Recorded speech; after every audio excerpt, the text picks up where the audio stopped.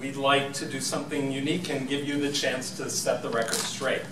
During this campaign, has there been any information that's come out about you from any source that you would like to have the opportunity to clarify here tonight? So, unfortunately, at times it seems like my opponent, Assemblyman Weber, would like to make this campaign about anything but the actual issues at hand for New Jersey.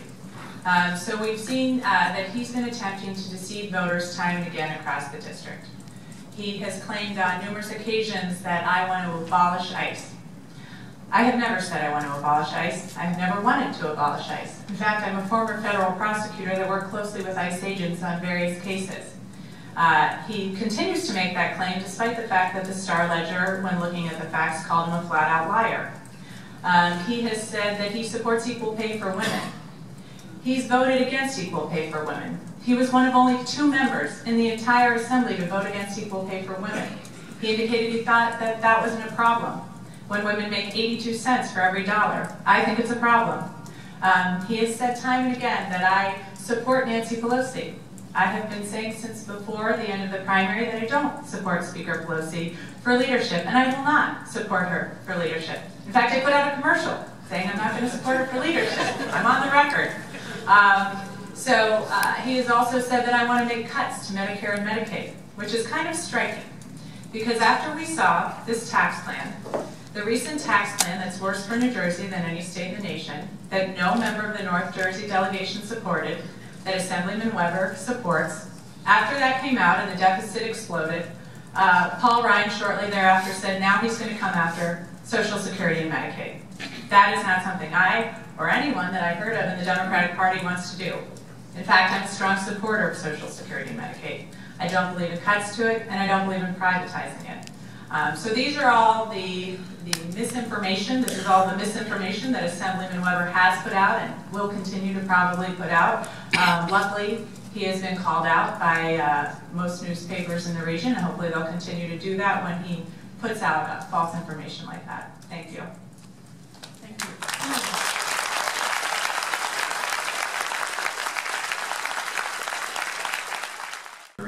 We don't have enough time to clarify all of it.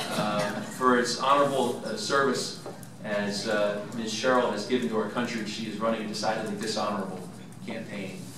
There are 2 issues in particular that I'll highlight this evening. One is this silly, ridiculous notion that I don't support equal pay for equal work for women.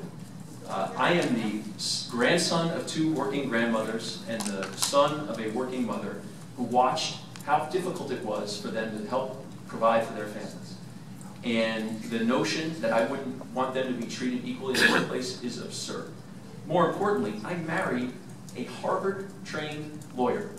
You think that I can go home and not support equal pay for equal work? You're crazy.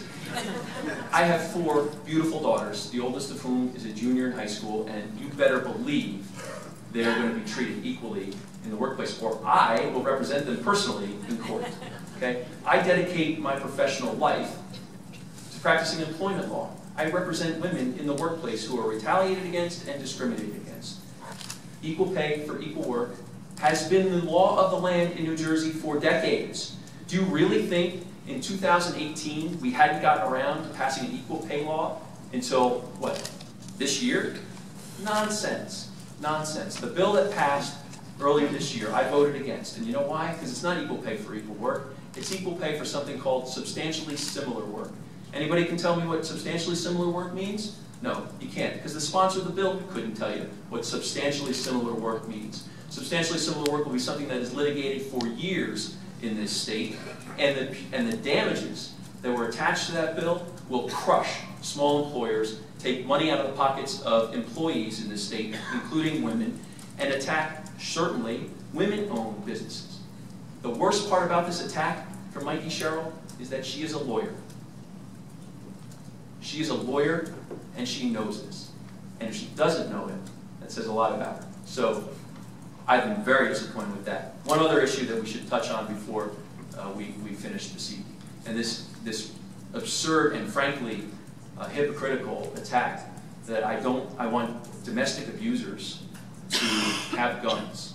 We had 2 bills in the state legislature come before me that would have codified federal law. Federal law prohibits people who are convicted of domestic violence from owning guns. And the state courts in this state have a policy of taking guns away from people who are convicted of domestic violence. We had 2 bills come before us in the state legislature that would have codified federal law and judicial practice. It would have done nothing to improve the law, but it was symbolic. Governor Christie and the Republicans in the legislature said, no, we're not going to make a symbolic gesture here. We're going to insist that people who commit domestic violence with guns and people who have committed crimes with guns get tougher penalties. Democrats didn't want to do that.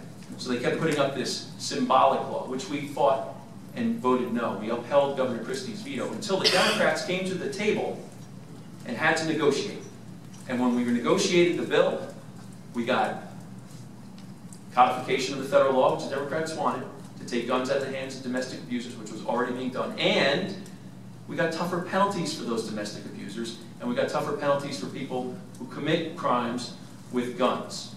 And you know who said that was a fine example of bipartisan leadership to make our schools safer or make our streets safer from gun violence? You know who said that? Gabby Giffords. Gabby Giffords endorsed our efforts. Gabby Giffords was pleased that we stood strong and didn't go for some symbolic vote, but rather insisted on stronger penalties for people who commit crimes with guns. And you know who came in a couple weeks ago and endorsed Mikie Sherrill's campaign for Congress? Gabby Giffords. All right, now, that's fine. Gabby has the right to do that.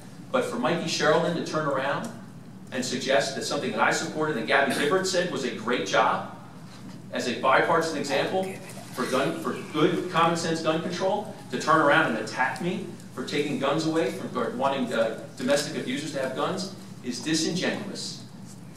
It's mendacious, it's hypocritical, and it's dishonorable. And I'm glad I had a chance to set the record straight this evening.